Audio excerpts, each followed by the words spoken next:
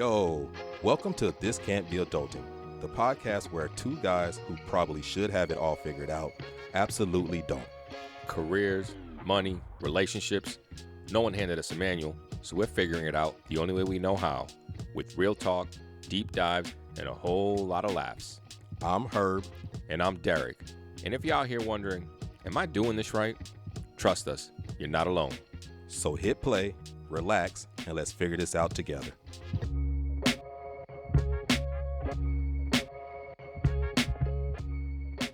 Yo, welcome back. Episode 6 of This Can't Be Adultin. Derek, episode 6. We made it to episode 6, man. That's wild.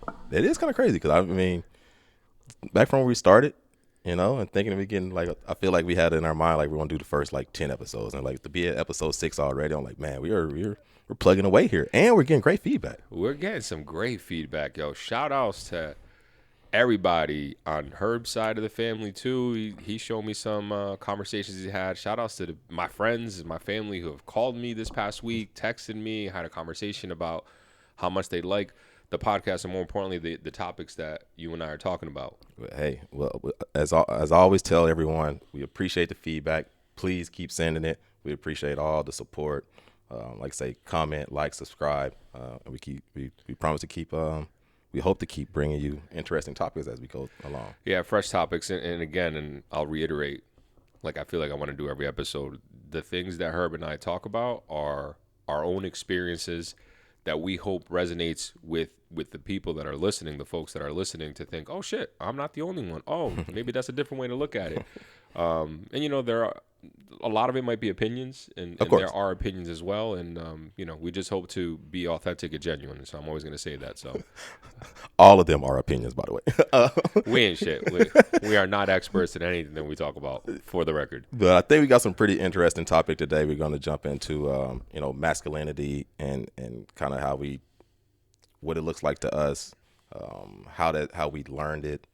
Kind of what changed, maybe even comparing, what toxic masculinity versus, healthy masculinity may look like. But before we jump into the topics there, people, come on, there's been some changes here. There's been some changes. Can anyone notice? Hey, we got some artwork. Big shout outs to our good friend Christy. She's provided the artwork. It's not anything she bought. She actually created this on her own. And she came over and hung it up too, because I am not handy at all. I am not a DIY guy. Maybe I can hang up a couple of things, but Christy be cracking on me all the time talking about masculinity. Which we will jump into some of our traits and our roles. Maybe there are certain roles with tying to masculinity. But again, our friend Christy did this. We'll drop her handle here, as you can see right here as well. So please go follow her. Southtown Trinkets on Instagram. We'll do that right there. So big shout outs to her. Yep. Another real quick shout out to Herb shirt, I must say. He's got one of the GOATs on there. J. Cole repping. I purposely wore this for you, as everyone's, if you listen to the episode, Drake's my guy. But Derek, he's always been a J. Cole guy. J. Cole's my guy, bro. Let me ask you this. What is it, what's some of your favorite J. Cole verses, bars, or songs? So my favorite album is by far 2014, Forest Hill Drives. Ooh, that's one of the few albums, not even few albums, because most of J. Cole's albums you can listen front to back. But that one, front to back, I can 100% listen to all the time.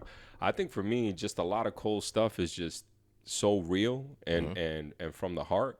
And more of like, I don't really give a shit what you think about me type of thing. I'm going to speak my truth. And I'm also going to speak about the culture and what's really happening in the world today. I like that shit. And not to say that I don't like a lot of Drake shit, because I be bumping Drake shit all the time. Because if you trying to get in a good mood, you put on some Drake. But 2014 Forest Hills Drive, man, favorite songs? That's a tough one, man. No Role Models is a freaking amazing one. Get Off Mutt. That's a good one. A jam right there. Okay. But we won't go too off on a tangent here. We got to do an episode about music, though. Absolutely. That's a good one. That's a good one. I mean, you being from the Northeast and me being from the South, our views on good music that we had growing up is completely different. I know it is. Like Boosie, South Texas, like South zero all day. South all day. You talk to me about some of these Houston rappers sometimes, and I'm I never heard of them growing up. That we knew about the Paul Walls and all that, but like we going off a tangent. Yeah. And lastly, R.I.P. to my Celtics. This is why I had to give them one last hurrah as they got their asses stomped by the Knicks. Yeah, that's tough. It was tough. It was embarrassing. JT, I hope you get better if you watch this podcast, dog. Shout out Jason Tatum. Shout out Jason Tatum. Shout out Jason Tatum.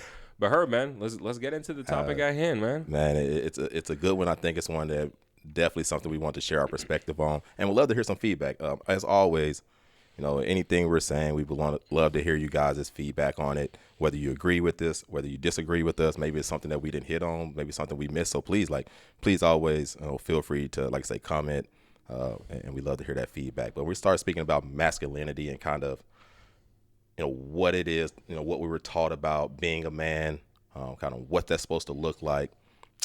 Maybe I'll start with you, kind of like, first what masculinity means to you. What does it look like to you, and kind of, maybe how do you learn about it? Yeah, that's a tough one, because I've never really sat down to be like, what does masculinity mean to me? I can start off by talking about what I grew up thinking it was, Okay. and what I grew up thinking being a man was. And I think for me, it was always, you got to be the provider. Mm-hmm. And by that, you mean financially, be the provider in a family, be the protector, mm-hmm.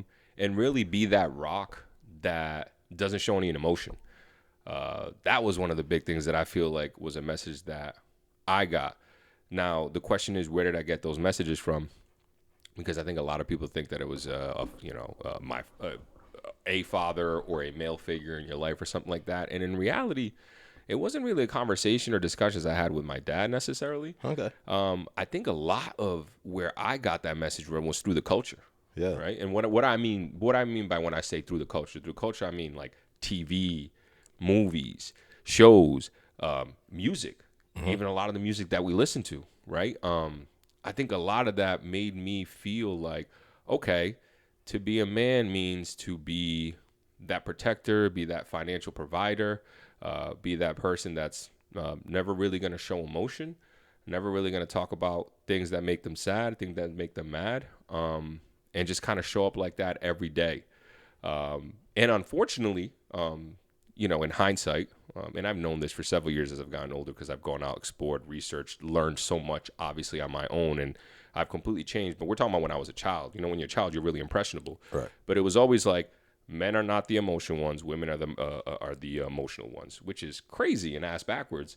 Well, I'm going to say ass backwards, but like, everybody can be emotional. Of course. It's really what it comes down to. We're all humans. And so I think a lot of that really drove, obviously, how I grow up thinking, but also, to be quite frank with you, and I realized this through therapy. I'm always going to bring up therapy, but like, that shit's a lot of the cause for a lot of my anxiety sometimes too. Because I'm thinking here and I'm like, yo, am I even being a man right now? Like, is this not man enough, the shit that I'm doing right now, or the way that I'm feeling? And so it's definitely giving me a complex, even though I can rationalize nowadays and be like, well, this isn't actually rational the way you're thinking, brother, but this is just how you were conditioned and brought up to believe. So I'll pause there. Are there, quick follow-up, I was going to ask, are there specific things that you could think of, maybe to recall, or that's happened here recently that made you question what masculinity or is this? I know you kind of mentioned, like, you kind of look at that. Is there something, any specific events, or just kind of just a feeling you kind of get? So as you guys know, and I said this in an early episode, I had a younger sister who was born really sick and was sick all of her life. Can't even say most of her life. She was sick her whole life. And so watching my father throughout that entire 8.5 years, I'll start off by saying was interesting, but it was also interesting the change that it instilled in him. Because the first several years, he was very stoic, very much being that rock for the family. And so now as I'm talking through this, I'm like, oh, that's also probably why I felt that way. But when she ended up passing, it was the first time I ever saw my father crying. And I think that was a trigger in me to be like, oh, it's okay. Like, it's okay to be a man, right? Because in my idea, a man was when you get older. I was a lot younger then, to be able to cry in certain emotional situations. And I think that was a trigger point for me to try to evaluate that, because I was always an emotional kid as growing up as it was anyways.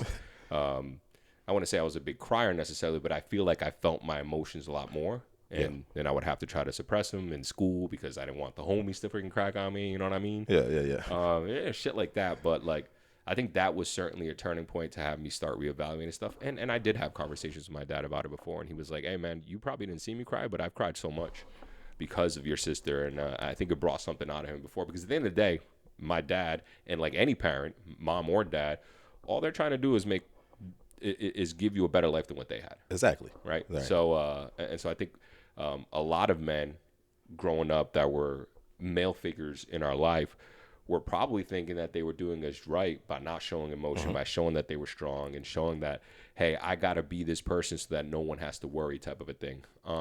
And it's sad in hindsight, but I also understand it now. Yep. You know, as I get older, I also understand it. I think that's something that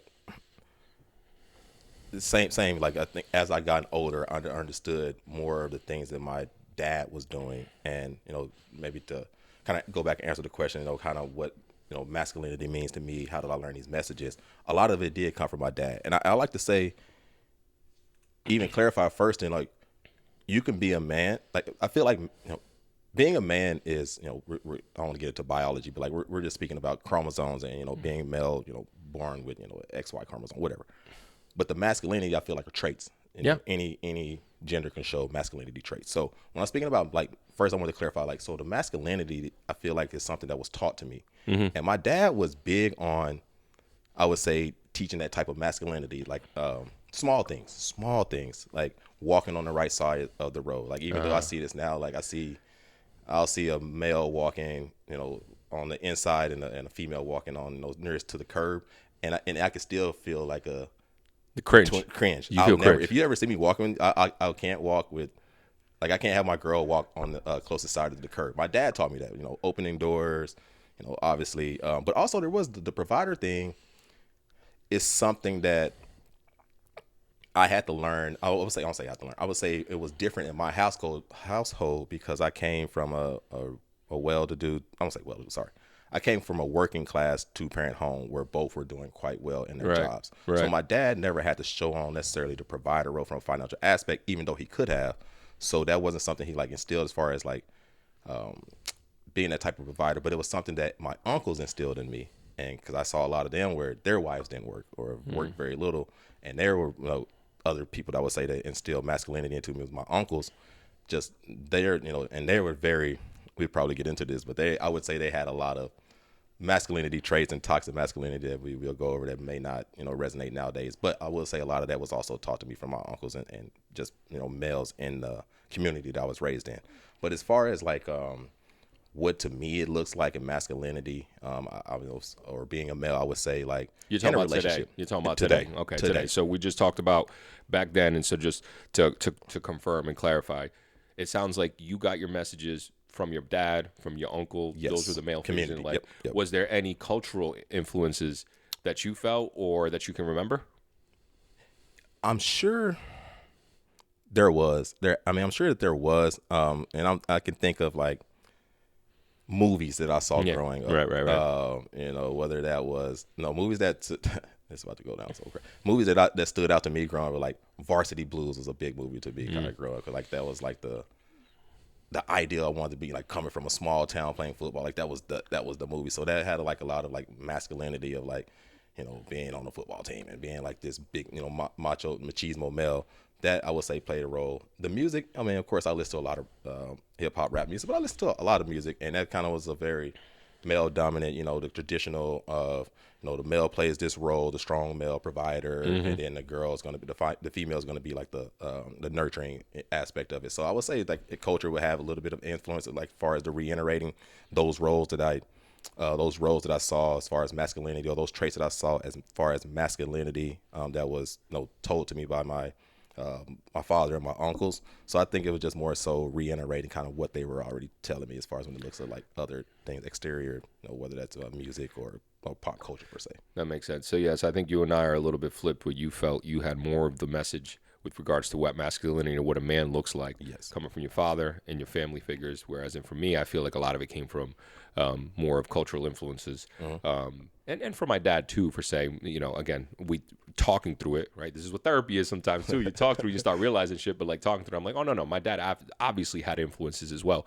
I guess, would you say, and it sounded like this when you were talking about, like, where did gender roles fit into all of this with regards to the masculinity thing. What were you taught about gender roles? I'd love to hear about that. I'll talk about what I feel like I remember gender roles were, and then we could jump into what we think, how we feel today, and how our attitude and mind has changed. Yeah. So gender roles. This is so funny. Growing up, like I said, I come from a large family, and on Sundays, it was very common for us to go up to my grandmother's house, and all the aunts, uncles, everyone would be up there, and we would eat. Growing up, the men didn't move. Like the women did the cooking. Wow. And gave us the plates. And then once, the kids would eat next, and then eventually the women would eat last. Really? That's how I grew up. Okay.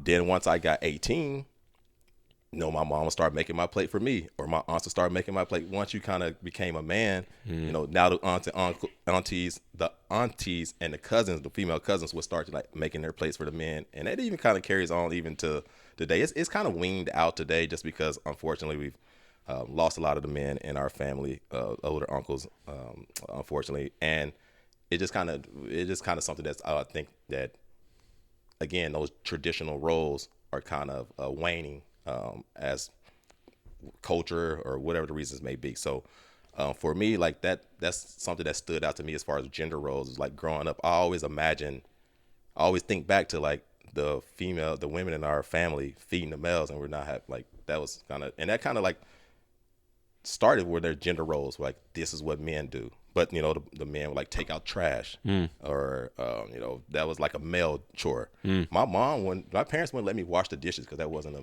male chore. Really? But I could take out the trash. I was cut the yard. Those are like male chores. So it's like there was very traditional male. I would say there was very tradition in what they decided was masculine traits, masculine chores, as far as compared to like female. It's fascinating to me. Not fascinating because I'm surprised that this is. I mean, this makes sense. This is par for the course in a lot of different families and households, but it's fascinating because I feel like mine, and now thinking about me, it's much more. I just grew up different. Before I get into me though, I do want to ask. And I do want to say, right, what we're speaking about is our own personal experience. We're not saying that this is what happens everywhere else or how it happened, but I think it's interesting to know how it was for you versus how it was for me. Do you think that's a subcultural thing? And by that, I mean, do you think it's a Southern thing that maybe was like that? And furthermore, do you think it's a Black culture thing as well, that's what the traditional gender roles may have looked like? I would say specifically in the South, Southern culture. I was raised in the Bible Belt from small town Arkansas. Religion played a big aspect in my family, still does. So I think a lot of the roles and identities that were taken on by each gender within a family, within my upbringing, was kind of came from religious beliefs that women took care of the house, men, were more of the strong father figure. So I would say that just growing up, I think I'd say like religion probably played a big part of kind of my mindset or my viewpoints. Interesting, fascinating. Yeah, and we'll get into it in another episode about just race in America and kind of where we fit in all that. So we won't delve into that too deep too, but from my perspective for the whole gender role thing, it's interesting because growing up, my parents split everything, the chores. My dad cooked half the week. My mom cooked half the week. My dad cleaned. My mom cleaned. I had to wash the dishes. Like I had to do all that. There was never this, my mom's going to do more of this type of gender role or not. Now, granted, for the most part, like maybe some of the small stuff, like taking out the trash, like that's something more like I would have to do because it was just like, you got to have some chores. And I really didn't really realize it until now. And even to this day, not that I'm not home anymore. My parents both split and, no, I'm not even going to say that. I was going to say, I'd argue my dad's a better cook, but no, my mom's a great chef too. My dad just makes the best food, the best plate that I like. His macaroni and cheese with his breaded steak that he makes is freaking amazing. But they're both hell of chefs, so it was like super interesting because those generals didn't work. And to your point, I think you said this earlier, they both worked. They both had, they didn't have a college education, so it wasn't like they were getting crazy, but they both contributed. So for me, the whole gender role from that perspective, it wasn't how I saw a gender role growing up. Wasn't through my parents necessarily, how they lived and how they split everything was so normal to me from that perspective. So when I saw things on TV, I'd be like, okay, this is the way the rest of the world does it. This is the way the rest of America does it. Okay, that's interesting. But yeah, that's it. It's just fascinating how different you and I were in the growing up type of phase, right? And relationships that you've had with in the past, have you? I mean, I guess it's tough to say 'cause you never lived with. No, I mean, I've dated women that, like, you know, I'm sleeping over 4 or 5 days a week type of a thing. Did y'all split chores? Was it specific? Did you fall into a rhythm of splitting specific chores, or was it kind of 50-50? The reality is that I'm not a good cook, right? So I, as you know, you've said this before, I'm a very structured, regimented person. Yep. So I eat very plain and very much the same every week. Lying, unfortunately. It's just very much like, and so a lot of women I date, they're like, I don't want to eat that, right? You know what I mean? So then they're like, well, I'm gonna cook this, and this. So, but I always, for example, I'm always like volunteering to wash dishes wherever I'm at, like whatever. Like if you're gonna cook, I'm gonna clean. Yeah. Vice versa, and not even vice versa, because even if I'm gonna cook, most of the time I end up helping clean and stuff like that. Like I never push like, you got to do this and I got to do that. I don't know. That's just never been my thing. But again, the whole cooking, the fact that I don't cook anything fancy and that good, sometimes it means that it gets defaulted to the girl, and if she knows how to cook, and she cooks better than I do. Could she go out and cut the yard? If she wanted to, but I would probably be like, nah, I got that. Don't worry about it. Okay. I also don't cut my lawn. Like I said, talk about masculinity, man. I'm the least masculine dude with a lot of shit.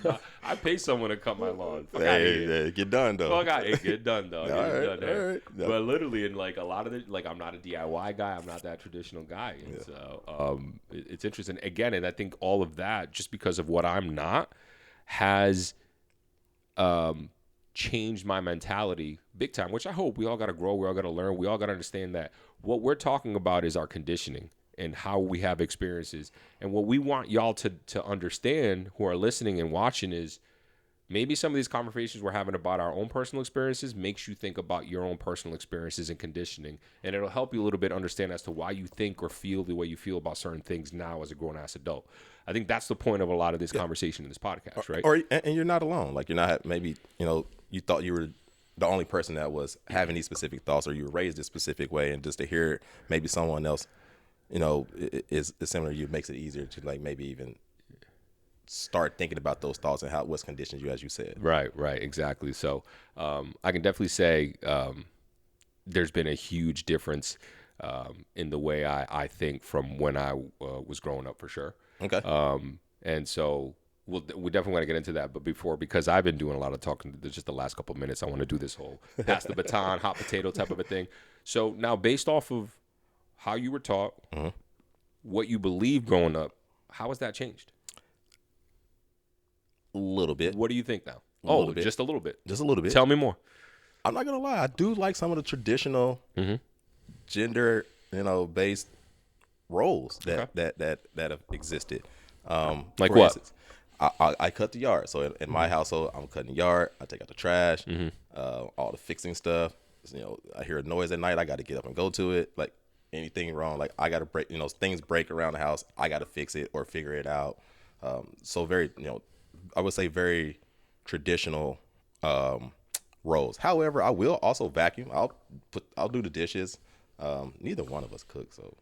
Nah, they're the king and queen of takeout. Grubhub, Uber Eats, the whole thing. I'm just all on that. Just dropping dollars. Yeah, so I throw away the trash out there. I guess that's cleaning up. But like, as far as like the roles, like, I think we kind of subscribe to some of the very basic gender identity roles. But also, I'll vacuum, like, the house or things like that. Like, I'm not afraid to split chores 50-50, but there are specific chores, like, if it's my chore, like, I would be upset if I came when she cut the yard. Like, I'd be pissed off. Really? That would make me mad.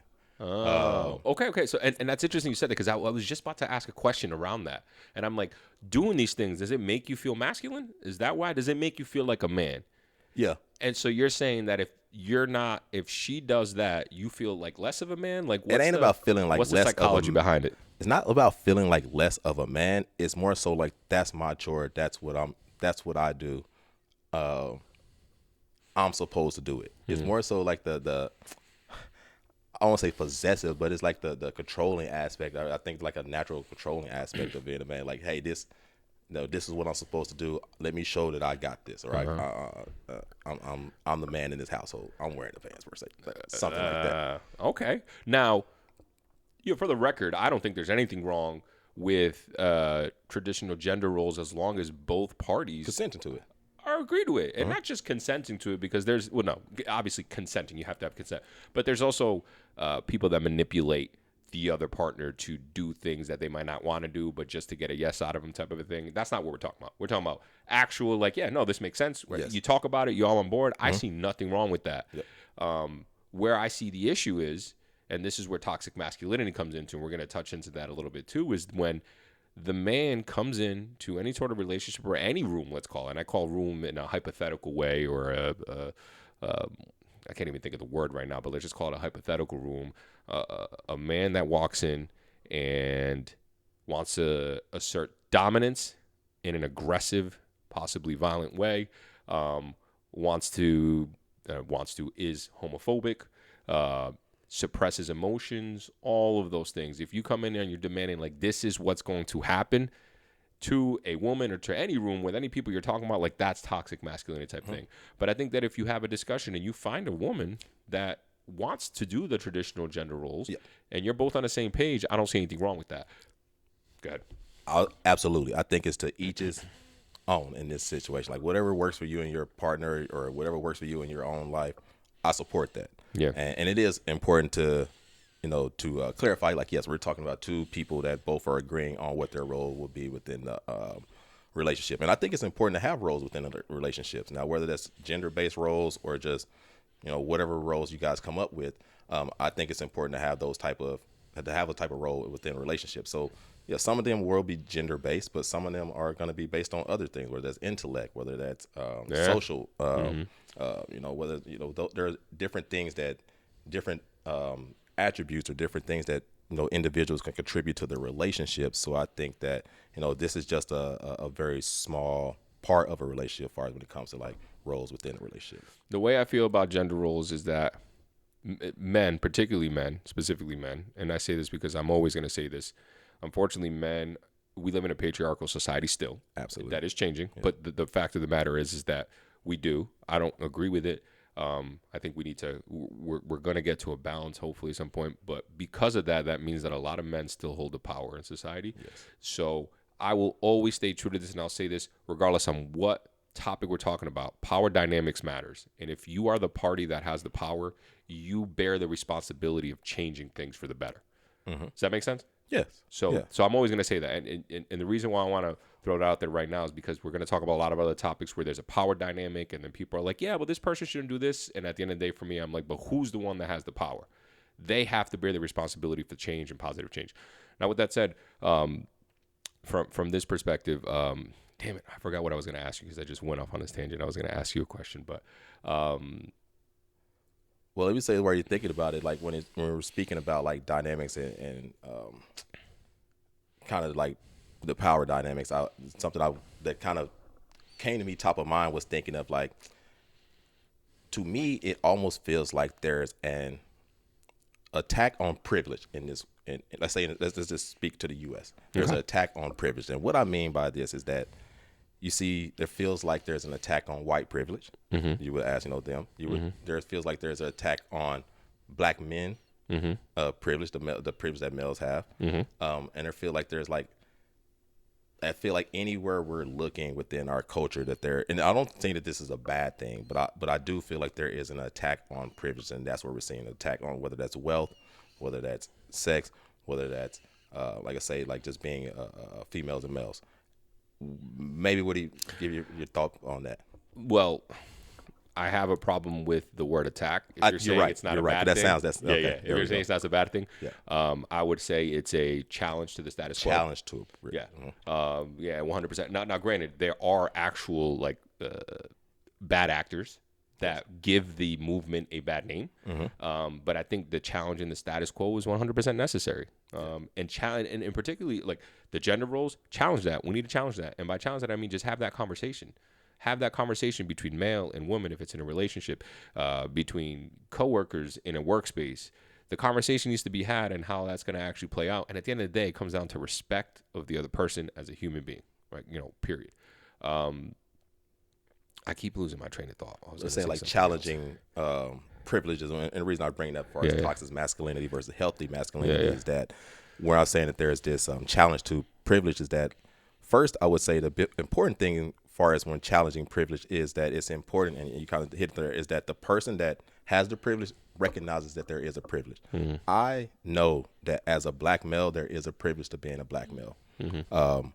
I can walk down dark alleys. I don't think about it. I get into Ubers. I don't think about it. Yeah. I go, I get the pass for things that may, as a female, seem very, very, dangerous or compromising per se.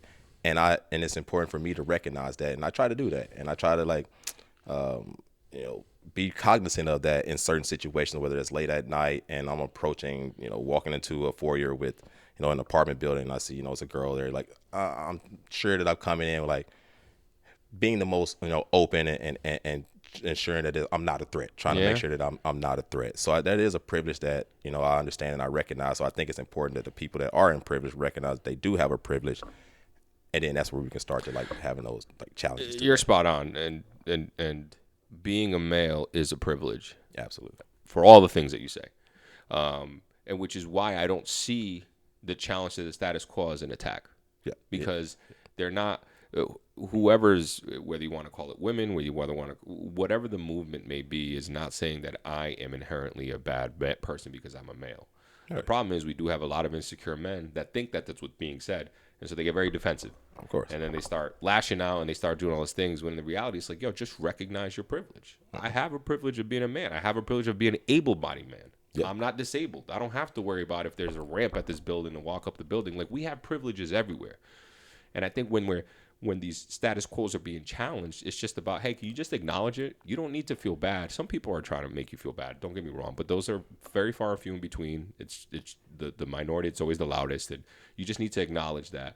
But it's just acknowledging that there is a privilege, and the minute you can acknowledge it and just be like, that's a good point, change can actually start happening. And do you feel like acknowledging that is something that can start helping to change, like, the toxic masculinity behaviors that we see within the culture? And I know we talk about some toxic masculinity behaviors. Maybe we even speak on some of the healthy masculinity that you feel. Yeah. So, I do think that it's a starting point to acknowledge it. But the problem is you're not going to be able to acknowledge it if you don't do the work to understand why you're there in the first place. And so I was talking about, like, going back, like we just went back, and tracing the steps as to how did we grow up thinking masculinity looked like, and what being a real man actually looked like. Yep. And a lot of people don't do that work, but you got to start there, because then you can be like, oh, this is why I felt and thought the way that I thought.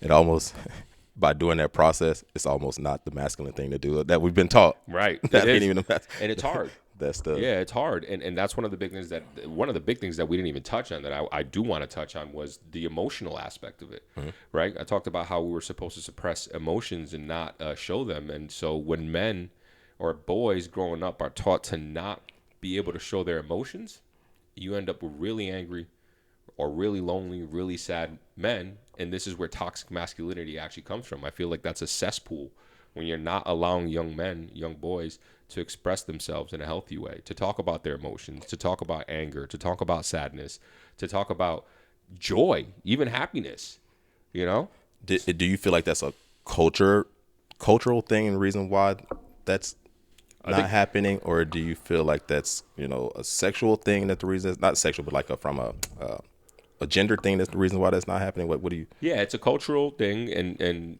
within the Western culture, it's a gender thing. It's a gender role thing. It's men aren't supposed to evoke or show emotions. Now, a lot of that has obviously changed now. I definitely see a lot of parents allowing their kids to express their emotions, and sure enough. But yeah, it's a Western society, Western culture thing, and within that culture, there's embedded these gender roles that men don't show emotion, and women are the ones that can show emotion and can do that. I mean, you hear it all the time, even when, now granted, it's not that I necessarily wanted her to win presidency, but when Hillary Clinton was running, you would hear men be like, you can't have a woman in office, she's too emotional. It's like, what, bro? That's insane. But this is what Western society thinks like.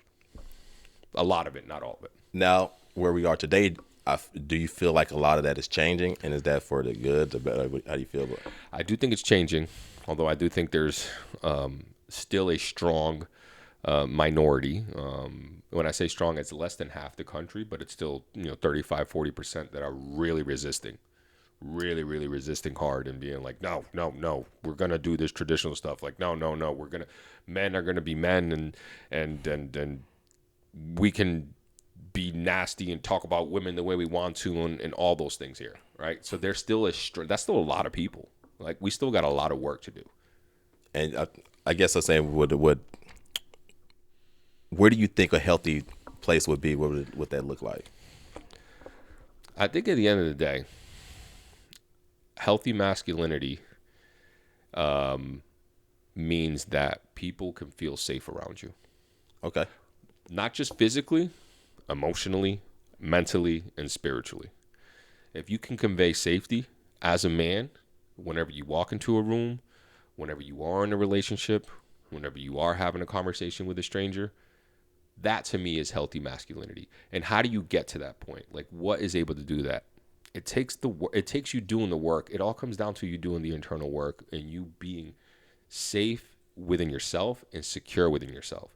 The reason why toxic masculinity is and has always been a thing and continues to be a thing is because men are afraid and they're insecure. They're insecure of somehow losing power, somehow losing the dominance that they think they're owed, and that scares them. They're somehow scared of losing control of their emotions, and maybe showing too much sadness, and that scares them. It's all fear-based, in my opinion. Again, I'm not a therapist here, but just from what I've learned, and even from my perspective too, man, I had a lot of fear for so long, even talking about some of my mental health issues, because I'm like, everyone's gonna think I'm this sad little child or whatever the case is, and so that's where I think it's from. So I think healthy masculinity means safety, for lack of a better word. I like that. I like that. That's a great. I've never heard it described, or someone kind of think of like kind of what being a man is and having a safety. But I do think that's a huge thing because we always talk about being protectors and providers, and that ties into safety, like financially safe, physically safe. It could be that, and allowing someone to be mentally safe, which is huge. I mean, as we look into more and more mental health problems and that we see and being more or top of mind or a topic that we're trying to address, I think that's a great thing to look at.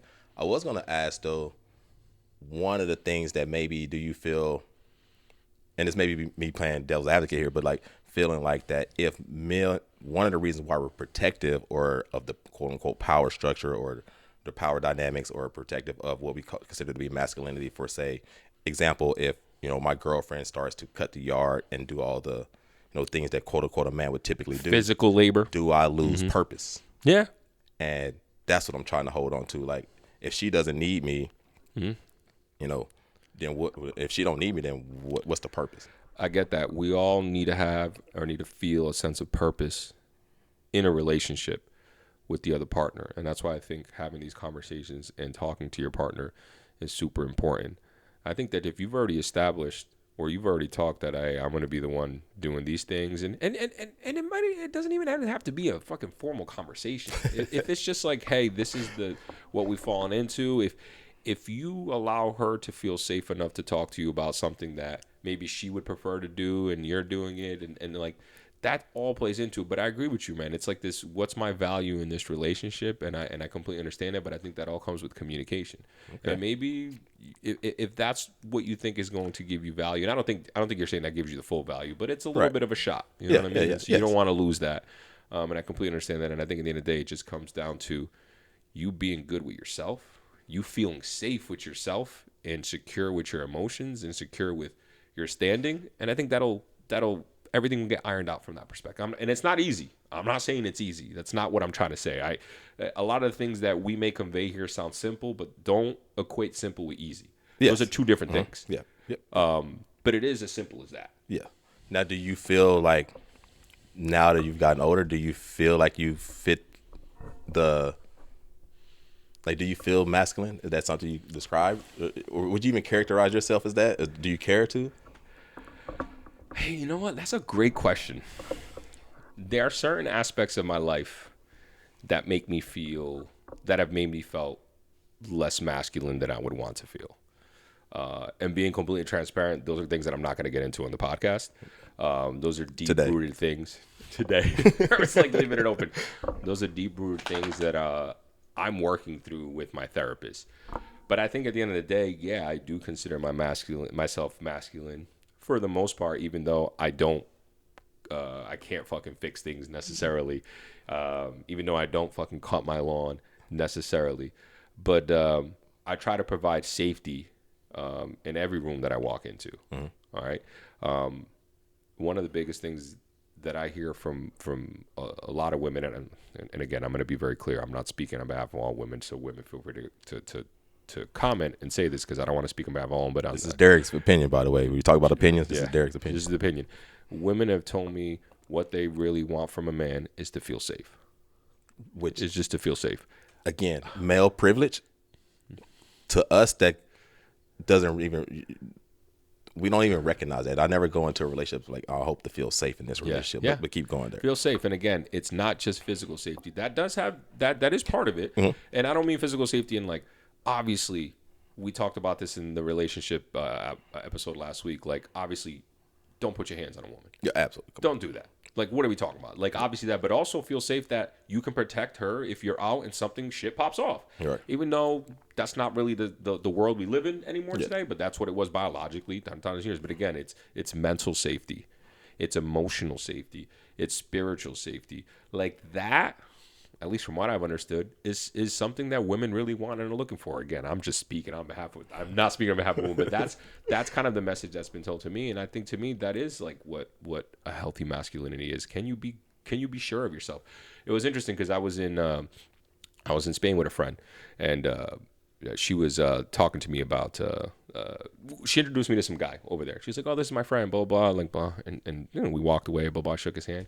And I was like, oh, that's a good looking dude. And she was just like, man, I love that. I love that you can say that confidently as a man and look at another man and be like, oh, that's a good looking dude. And I'm like, is that a problem? She's like, I've just dated men that would never say that.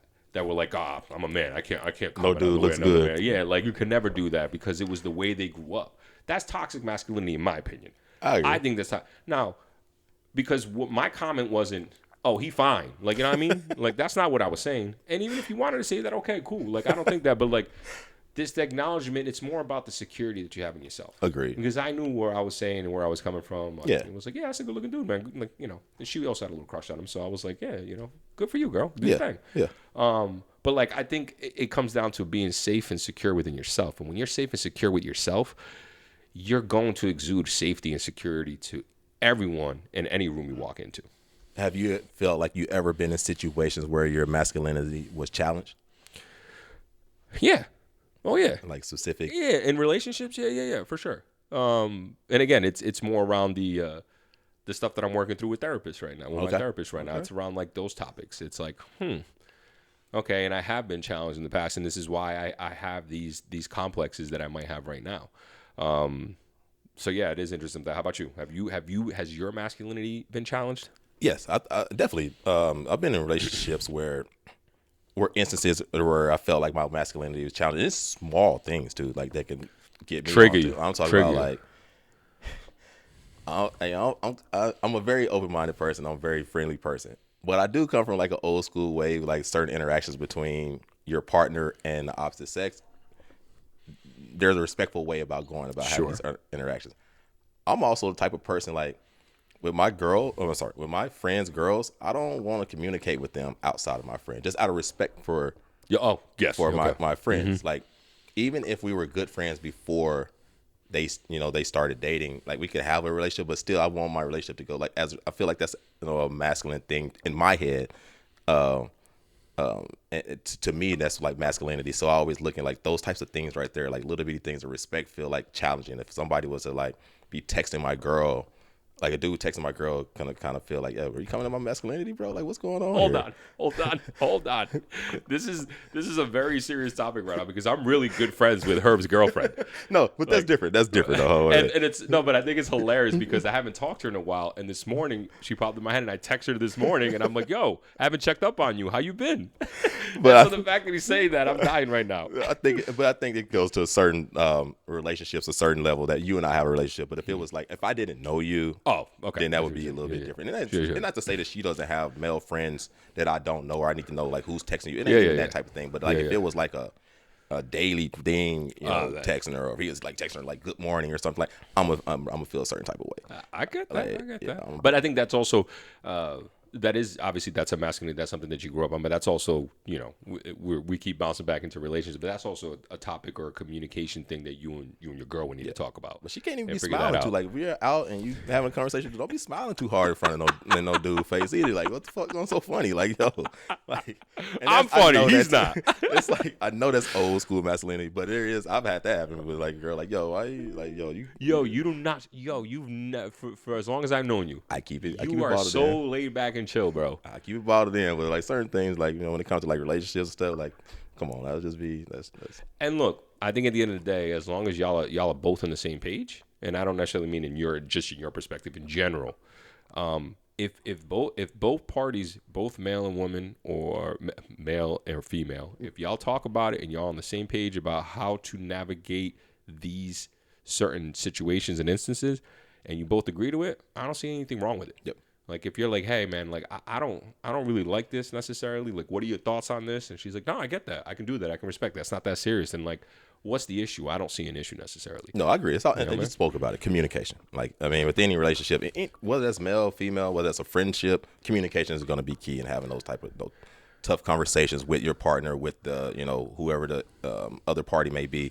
You know, being able to have those conversations, I think, goes a long way anytime you feel like something may be challenged like that. So 100%. So it sounds like we have come a long way though from growing up. I think you've come a long way. I definitely come a long way. Absolutely. There's some things that I learned growing up. Like, I could just think of some sayings my uncles had that was just crazy. That's the whole thing about growing up and growth and going out on your own and figuring things out. And that's what we're supposed to be doing as humans. Yeah. Right? That's the reality of it. Let grow, learn, don't stay stuck in your same ways. Understand what does work and what does make sense, and understands, well, maybe this ain't for me. Maybe this isn't the right way to go about things and whatnot. So no, I definitely agree. And I'd like to say, I mean, at the start of this, you know, understanding one, you know, within yourself, self-awareness. We spoke about this on, you know, multiple episodes, like having that self-awareness.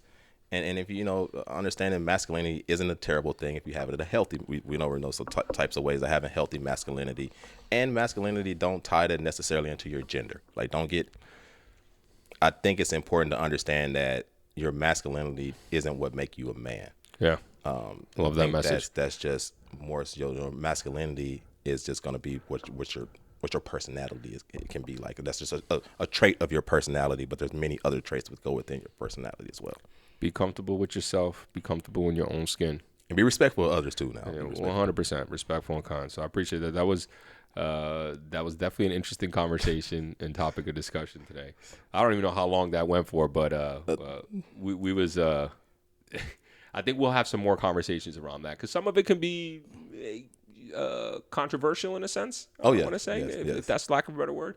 But we want to be able to just talk about shit that we think about, we talk about. Yeah, absolutely. We're afraid that people might be afraid to talk about because they're like, oh, if I ask this question or do this, like, nah, let's throw it out here. And again, like we said, it's our opinions only. We're not fucking casting a wide net necessarily. We don't have any no doctors or anything over here. Like, this is not professional, you know, advice that we're giving you over. These are specifically opinions from two very well intelligent guys. Yeah, let us know. People in the comment section, both men and women. Yeah.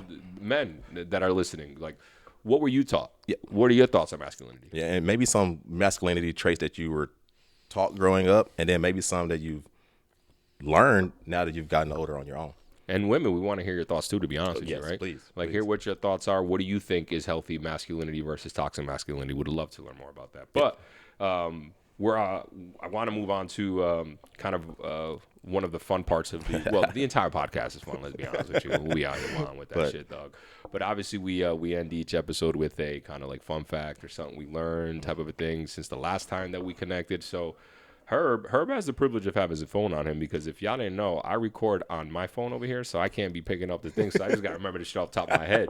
So and that's why he's the smart one over here, and I'm just here for the looks on the podcast. he's the good looking one. But Herb, man, give us a little fun fact or something that you want to bestow upon the folks who are listening. Absolutely. So we were talking about like masculinity and kind of getting into gender roles, and I just thought it'd be a fun fact to give about the difference between males and females, and we're speaking specifically from a gender XY XX chromosome perspective. But men have about 25% thicker skin than females do, and it contains more collagen. Really? So thicker skin on average about 25% more thicker skin, mostly due to testosterone. That's what gives us the thicker skin. And then we have more collagen because of the proteins that keeps the skin firm. That's what the collagen does. So that's why men naturally have higher. We show signs of aging slower, and we have firmer, tighter appearances for longer. And then the third thing it allows us to do, just again, that slower aging process, just because we have thicker skin than females. The fuck! I never knew that. That's crazy. That makes all sense. Why they have a whole cosmetic, industry is geared towards, female and feminine products and skincare. Yeah. Where men we out here, showering with all in one wash and things like that. Cheating our fucking skin like a bag of shit. It's like put it whatever. On top and just let it roll down. Done. Clean. So there you go. Men have 25% thicker skin than females. This is good to know. It's good to know. Little lady Choco over here wants to join the podcast. You got something to say? Yeah, no. You got something to say? All right. So, mine. So I wanted to talk about a book that I read several years ago. Well, actually, a couple years ago. And it kind of does tie into this because it's about just human beings in general. It's called Sapiens by Yuval Noah Harari. Read it. Have you read it? I've started inserts. Really, really, really good book. Yuval Noah Harari is a Israeli historian, archaeologist, anthropologist type of a thing. And so he just talks about the history of Homo sapiens. So for those of you that don't know, between 300,000 years ago and maybe like 30,000 years ago, there were several species of humans on the planet. Homo sapiens is who we are. We're the only ones that are still living, but there was Homo erectus, there was Homo dionysian, there was a couple of other ones as well. And so the book talks about how did Homo sapiens actually survive? Why were we the ones that survived? And then it went into the history of the things that have happened since we've eliminated the Neanderthals and all that stuff here. And one of the biggest reasons why Homo sapiens were able to prosper and be the only surviving human beings on the planet was that they had the ability, or we had the ability to gossip. Right? Gossip, meaning you talk about the people in the group that were doing bad things and that weren't good for the group, and it gave people trust issues necessarily, and you were able to exile the people that were going to bring down the tribe and the village and like all that stuff. Yeah. The other big thing about gossip too is when you gossip, you start spreading. Gossip is attributed with lies, obviously, and with rumors necessarily, but it's just really talking about spreading the word of mouth for certain beliefs. And because Homo sapiens were able to build a platform of beliefs, they were able to build small tribes, small villages, and grow larger and larger and larger to that, because through gossip, through talking, they were able to spread the word and build these bigger and bigger societies. Now, did these other species of human homos, they weren't able to communicate like as Homo sapiens are? Yeah, they weren't able. There was no evidence of the gossiping going on. Right? They were able to cooperate in certain ways, but once it got past a certain number, everything kind of fell apart, type of a thing. Yep. And so the reason why the gossip thing is so big is because we believe lies. Oh, yeah. And these lies are what builds everything. If you think about it, money is not real. Mm-hmm. Money is not real. It's not a real thing. It's just paper. Yeah. But we have to believe in it in order for the world to function. Function. Yes. The economy is not real. Government is not real. These are all things that are told to us that we have to believe in order for everything to function and keep going. And this is why, so things don't collapse. And this is why Homo sapiens were able to prosper and live, because the other human type beings, it's funny because it's like we're calling them homos, but like all the other homos out there, they weren't able to do that. They weren't able to spread these lies and to create these belief systems. And to me, I found that so fascinating, because I'm like, that's true. This is all just a bullshit lie that we're all, if a large group of people don't believe in it, it doesn't work. Like if 50 million Americans were like, this is just paper, don't believe it anymore, it doesn't work, like the whole economy collapses. Right. Like there's just anarchy everywhere. Yeah. No, I think that's interesting you say, because he's, as he's speaking like the economy and people are getting to like all these, we're not a fiat currency. Right. So like it ain't backed by gold. And I was always like, what matter does it, like, why do you act like gold has some intrinsic value that we can like, that's going to help a human? Like, if it's backed by gold, like what good is that if I need to eat, or it doesn't serve any human purpose? So it's like, regardless, someone put value on gold. Exactly. It's still the same thing. And then everyone's like, oh yeah, I believe in gold now. Like, although from the gold perspective, I think the reason why they're saying it's more bad because there's a finite amount of it. I get that aspect of it, but at the end of the day, once we understand, like, we're just playing the game here on the finite aspect of it, like it's just the metal. Yeah, it doesn't make any. Yeah, exactly. It's just the metal. You can't take the gold bar to Walmart and buy anything. So we believe what we need to believe in order to survive. It's good for us. So, well, they say a lie could make it a halfway across the world before the truth has a chance to put its pants on. Whoa, I actually never heard that. That's a good one. That's why lies travel fast. That's why I wear shorts. And that's why we're here today, because we're Homo sapiens and we gossip. So everything we say is a lie. It's a damn lie. Don't listen to us. All our lies are for the betterment of society. Oh man, I think that wraps up another episode, man. It's been great again, Derek. Well, always good time. Real quick before we head off, I do want to give special thanks to my boy Herb. I think I said this in one of the episodes, but Herb does all the dirty work in the background to make sure that the audio matches the video, to make sure that the video is uploaded on YouTube and on Spotify. He puts in the edits and things. He does all that. After this, I'm done. I'm taking a nap. Herb still got to go work another 6 hours. So yeah, I feel like that's almost being like, so if you have any complaints, you come to me. I didn't mean that, but backhanded compliment. I'm like, Perfect. Shit on him. It's been a pleasure, though. It's been a pleasure, as always. I appreciate that. Hey, thank you, everybody. Stay tuned for next week for episode 7, but let us know what you think of episode 6. Man, Herb. Derek, we did it again. We did it again. Out. Peace.